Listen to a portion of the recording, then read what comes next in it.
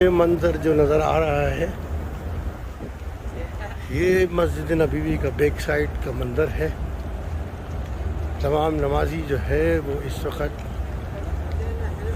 फजर के टाइम पर मस्जिद नबवी में नमाज अदा करने के लिए जा रहे हैं और मैं भी जा रहा हूँ मस्जिद में। गेट नंबर 18 है।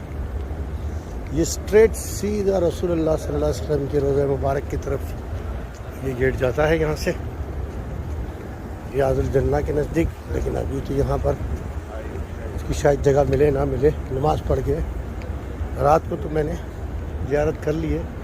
रसूलुल्लाह सल्लल्लाहु अलैहि वसल्लम के सलाम भी पेश कर दिया है तमाम दोस्तों का, अपना तमाम रिश्तेदारों का, दोस्तों का। अब ये मस्जिद में दाखिल हो रहे हैं।